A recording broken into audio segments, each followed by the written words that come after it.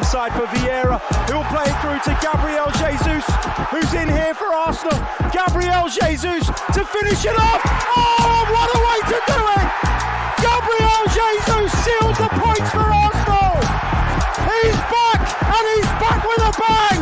Into the penalty area it goes. Gabriel's header, and it's into the back of the net. Arsenal take an early lead through Gabriel. You're listening to the Chronicles of a Gooner, the daily Arsenal podcast with me, Harry Symeou.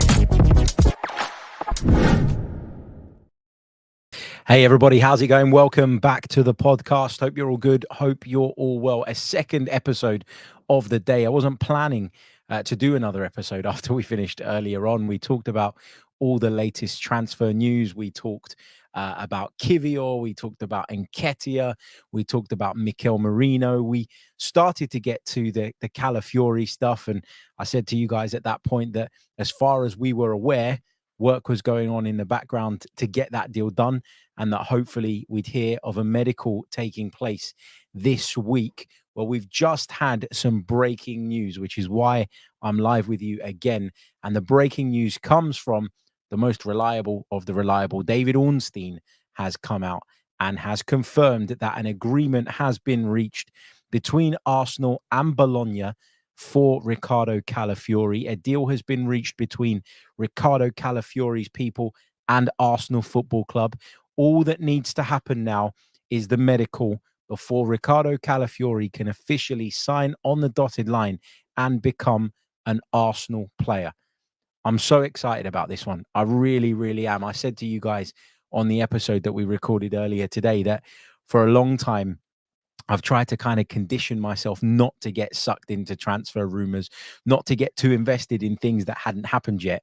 But that on occasion, you do get carried away by a story when it's a player that you're really, really interested in and you really, on a personal level, believe is going to make the difference for your side.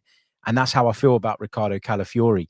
Do I think that this was a priority signing, a signing that Arsenal had to make this summer in order to take that next step? Probably not. But in some way, you can take that as an encouraging sign. The fact that Arsenal aren't willing to stand still. They aren't willing to sit on their laurels, and they're ready all the time to improve the squad if there's a possibility to do that. We've talked about who he'd be coming in potentially to be an upgrade on, and a lot of people have pointed at Jakub Kivior. A lot of people are asking the question whether Calafiori will play at left back for Arsenal or if he'll go into the centre of the defence. I really doubt that we're going to end up moving one of our first choice centre backs out of position, given how good they've been. But Calafiori gives you something different. He gives you that ability to operate from the left, gives you that ability to step into midfield. He gives you that ability to build up from deep. We all saw him really sort of comfortably carry the ball out of that Italian defense time after time at Euro 2024. And I think this is a signing that we can be really, really excited and pleased about. Let me bring you a quick update on exactly what David Ornstein has reported. He said around about 40 minutes ago now, all agreements are now in place for Arsenal to sign Bologna defender Riccardo Calafiori. The Italy international must still undergo medical checks and put pen to paper. However, the deal itself is essentially done. And if everything goes to plan, the 22-year-old can be expected to join Arsenal's pre-season tour to the United States. Having begun his career as a left back, but more recently impressed at centre-back, Calafiori was a transfer priority for Arsenal boss Mikel Arteta. The Athletic reported last week that Arsenal, the club, were accelerating their efforts to complete the acquisition. His former side, Basel, are entitled to a sell-on clause of somewhere between 40 and 50%, which they negotiated in his 2023 switch to Bologna. A key player as the Serie A team secured a top 5 finish last season and achieved Champions League qualification for the first time in 6 decades. Calafiori's form earned him a call-up by Italy, and he shone in their Euro 2024 campaign, starting all 3 group matches, but he did miss the last 16 loss to Switzerland through suspension. He'll become the first addition to Arteta's squad this summer and follows goalkeeper David Raya, who, of course, we turned his loan deal into a permanent one.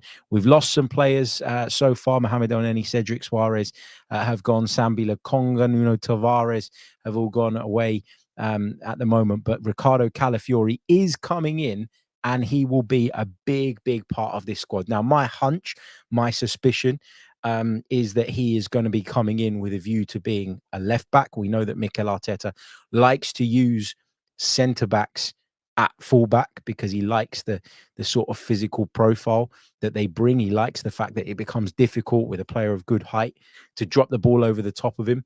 He likes that they can tuck in and be narrower when necessary and create a real strong defensive unit.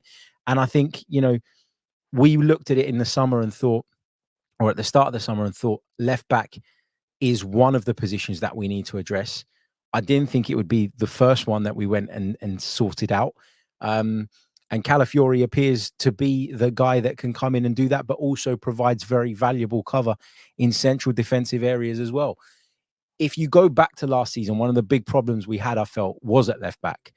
We were without Jurriën Timber, who I suspect would have played a lot of football in that position had he been available to us. Zinchenko clearly defensively isn't always up to it, not against the very best sides anyway. He does give you a load on the ball, which is obviously very, very valuable, but defensively there are question marks over him.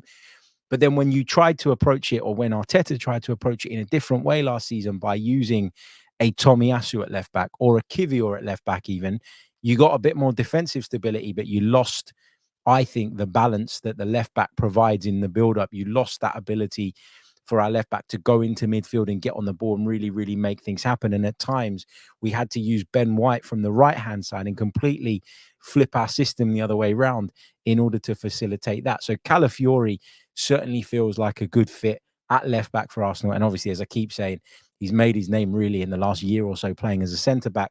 And I'm sure there will be times where he's needed and required to do that for the Gunners as well. But look, really, really good news. Arsenal have gone out there and signed one of the hottest properties in European football. They've managed to do it for a really, really good price, less than £40 million all in, if the reports are to be believed, which is really, really good.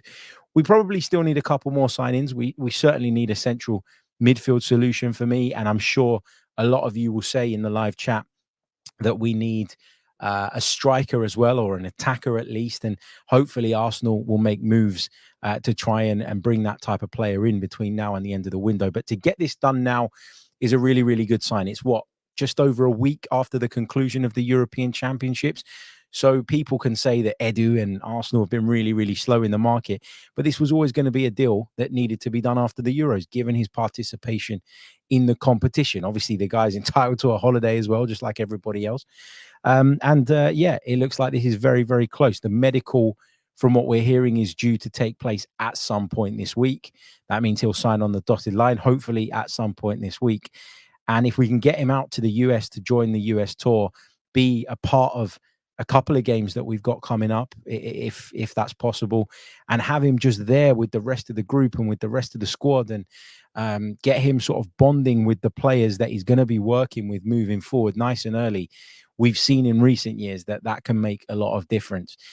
We're in a difficult position this time around because if you go back to, for example, last season's preseason tour, we had Timber out there, we had Rice out there, we had Kai Havertz out there. There were no European competitions, no international tournaments, and it was much easier to get our business done early and have those guys integrate in the group and join in on the US tours, which I think helped them feel closer, helped them feel invested and part of the project. And obviously that's not something we can do now because, we've got a lot of players missing. There's going to be a lot of players that even if Calafiori was to fly out tomorrow, that he won't meet yet because they're not there. They're not part of it. So the international tournament has thrown a bit of a spanner in the works, but the earlier we can get Calafiori in there and in and among everyone, the better. Somebody asked me on social media a little bit earlier on, what's his English like? In all honesty, I have no idea. Is that going to be a problem? I think the fact that Jorginho's at the club is going to be hugely beneficial to him. He'll know him from international level, and he'll be able to help him settle in, I'm sure. But, nowadays, this day and age, I don't think that's as much of a problem. And when you've got someone who is a kind of father-like figure in Jorginho, I'm sure it's going to be fine. And I'm sure he won't have too many problems in that department. Lots and lots of comments coming through on the live chat. I'm going to dive into the comments in just a second. Let me know your thoughts on the news that Riccardo Calafiori is on his way to Arsenal. It's not completely done yet.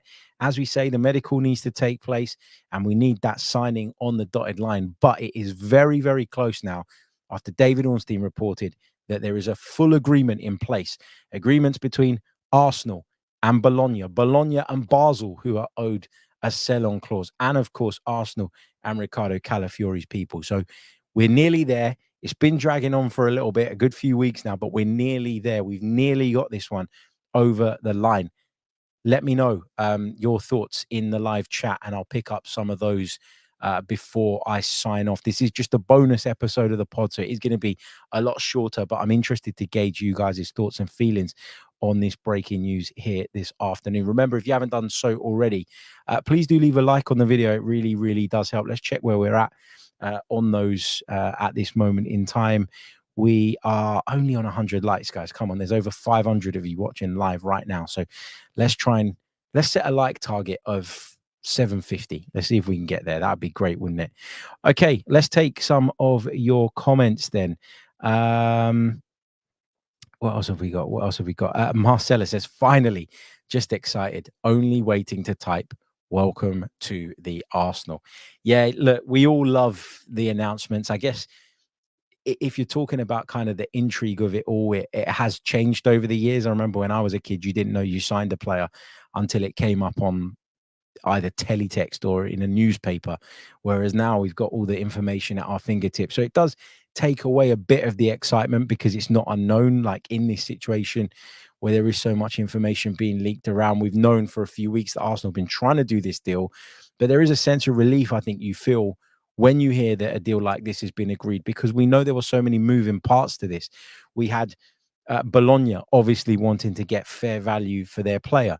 We had Basel in the background demanding that their 50% or whatever it is gets paid by Bologna, and then having to go to Bologna or Bologna having to go to them and organizing and discussing the structure in which that money would be paid. So there were so many potential points where this move could have broken down. It hasn't. I don't want to be pessimistic. I want to be positive. But if there's one thing that I was always worried about from the beginning with Calafiori that hasn't happened yet, it's the medical tests. And I know that we've talked at length on the pod recently about the knee injury that he suffered when he was 16 years old and the knock-on effect that had in the coming years and could still have in his career. And I suspect that Arsenal will be doing some really thorough checks to try and ensure that they are protecting themselves against any potential issues there.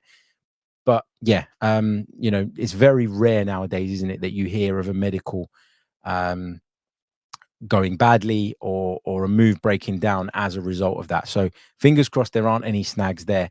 But if there was one snag, that was the one I was always worried about. And we've not quite got over that hurdle yet. So maybe we need to keep it calm a little bit, I guess. Ryan says, what would you think our starting back four would be for the first Premier League game?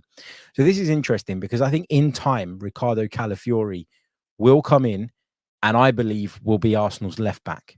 That's what I see him as. I see him as the guy that comes in, that can step into midfield, that can become part of a back three if Ben White wants to step into midfield from the other side, that adds to our ability to deal with set pieces because of his height, because of his size, etc., etc. He just feels like the archetypal Mikel Arteta defender. But do I think he'll start the season as Arsenal's left back? I don't. I think that Jurriën Timber is probably the guy that's in line to take up that position. He's another one who, is very comfortable on the ball, very composed, very confident, physically very, very good. Still fighting his way back from a really long-term injury, and hopefully, he's able to kind of get back to somewhere close to his peak sooner rather than later. It's difficult for him because he was out for such a long time, and he started to find his way back into the picture at the end of the season. But then the games were running out. So he never really got those opportunities to get 20 minutes, 30 minutes, 45 minutes under his belt. It was, really difficult for him to work his way up to match fitness without matches, right? And he's starting from a position of disadvantage going into this season. But because he's been around the club, because he understands the team and he understands the system and all of that, I'd be very surprised if he wasn't the one starting at left back on the opening weekend of the season. So, I think that if I had to guess, I would say it's probably going to be White at right back, Gabriel at left centre back. Saliba should be back in time. I mean, I know people say that these guys, are having their holidays late because they've been at the Euros and all of that, and that's absolutely valid and fair. But surely, if you've only had a 2-3 week holiday or even 4 week holiday, your condition hasn't deteriorated so much that you can't be available on the first weekend. And I think Mikel Arteta knows better than anyone that the margins are so fine in this league if you're out there trying to win it. And will probably say, I know you haven't had a long break. I know it's been difficult, but I need you and I need you guys fit and firing. So I think it'll probably be White, Saliba, Gabriel, and Timber on the opening weekend of the season. But I think Calafiori over time will be blooded in and will be someone that Mikel Arteta sees and looks at as his first choice left back going forward. When that's going to happen, when that's going to come into place, I don't know. But that's how I see it at this moment in time. Of course, I don't know this. I am guessing. What else have we got? Ron Stones says Arteta will manage Calafiori well. Vlad says, where does this leave Zinchenko? I think Zinchenko fell down the pecking order quite a bit last season and will be someone that we'll turn to in certain game states, in certain situations.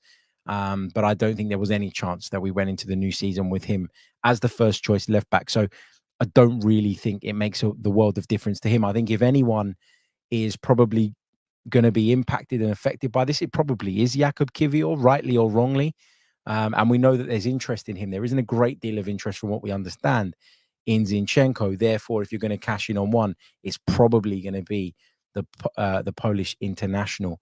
Sadiq, I beg your pardon, Bakare says, thanks for the bonus edition, Harry. Hopefully Calafiori will be a good signing for the Arsenal. What are your thoughts on the discussions linking Reiss Nelson to Leicester on loan with an obligation to buy? I know we're going off subject a little bit here, but 3 or 4 of you have asked this question or something to this effect in the last few minutes. So I'll just quickly touch on this. I think it's a really good move for Reiss Nelson. I think Leicester would be a good club for him to join. I think that Leicester obviously are facing a points deduction and that could be problematic for them. But I think people were shocked when they went down because they've had largely a Premier League squad and they've managed to keep a hold of quite a bit of that squad. And I think with a few useful additions, they've got a chance of staying up. It's a club at which Reiss Nelson should start. And I think that's exactly what he needs at this stage in his career. As long as we've got the obligation to buy in there, then I'm fine with it. I think what Arsenal need to do is accept that not everybody's in a position to pay money and big money or the money that we deem fair for a lot of our players that we're looking to offload. So as long as we can secure obligation to buy deals, and even if that money comes 12, 18 months down the line, we can still work with that money from now. We can offset transfer dealings that we're doing currently against that. Remember, PSR runs over a longer period of time than just the 1 year. So it should help us anyway, is the point that I'm trying to make. So I think it's a good move for him. I really, really do. Yomi says, how is Kiwior getting sold before Zini? Look, I don't think that Kiwior should be sold unless there's an offer that's really, really tempting and one that just, is a no-brainer, essentially.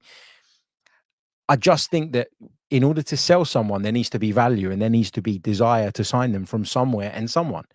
And it's clear that there are a few clubs interested in Jakub Kiwior. And on the Zinchenko front, things are very, very quiet. So sometimes you have to sell what you can sell. And that might not always be to everyone's taste and everyone's liking. But if you've got an asset that you can't sell, then how can you sell it? Like, do you see what I mean? I know it sounds really simplistic and boring and all the rest of it, but hey, that's just how I see it. Mike Smith says, is there any potential for us playing with a back three? And does it add something to the battery of tactics potential? I think there's a possibility. We certainly got the players to play as a back three if we wanted to do that. I don't suspect that that's what he will do from the beginning of the season. I wonder if he'd use it in certain game states, in certain situations, against certain opposition, perhaps. Yeah, maybe. But it certainly gives us that option. I mean, we always had that option, I think, with the people that we got at the football club. But I think obviously having someone who knows what it takes to play in a back three, has done that successfully for a long time at club and at international level, is something that you can lean on as a manager when you're trying to get the rest of your group used to playing in a different way. Having someone that knows that inside out, it certainly does help, in my opinion. So it's a good point. But anyway, just to quickly round up, Arsenal are on the cusp, as David Ornstein's put it, of signing Riccardo Calafiori, with the defender set to undergo his medical before officially putting pen to paper. The deal, as David Ornstein puts it, itself is, and I quote, essentially done. And if everything goes to plan, the 22-year-old can be expected to join up with Arsenal on their US tour, which would be great. I was talking the other day, wasn't I, about how I looked at the squad going on the US tour, and I felt for some of the fans that were traveling from far and wide to go, because the squad, in terms of names on paper, just looked a little bit underwhelming to me. But to get a boost like this, to potentially be seeing Riccardo Calafiori take to the field for the first time in Arsenal colours, that would be pretty special. So I'm glad that is a possibility for you guys, and I hope that it comes off and the deal gets done nice and quickly. Right, don't forget to leave a like on the video if you haven't done so already. Remember, I've set a target of 750 likes. Can we get there? We've only got a couple of hundred on the board right now, which is totally unacceptable given how many of you are live with us right now. So come on, fix up. It don't cost you a thing. Also, make sure you're subscribed to the channel if you're not already, because we are closing in on 35,000 YouTube subscribers. We're about 200 away now. So we've made huge strides over the last couple of days. And I'd love it if we could get to that 35K mark before the Premier League season kicks off. It'd be a real nice milestone to get to. Subscribe, like, leave a review, all the rest of it. Thanks for listening. Thanks for watching. And I'll be back tomorrow with more, where we'll be reviewing Arsenal's, of course, preseason friendly against Bournemouth, unless something else comes up tonight and I've got to jump on and do a third stream today. We'll see. Hopefully that doesn't happen. Hopefully they can save the news and spread it out over the next few days. I'm bloody tired. I'll catch you all on the next one. Take care. Goodbye.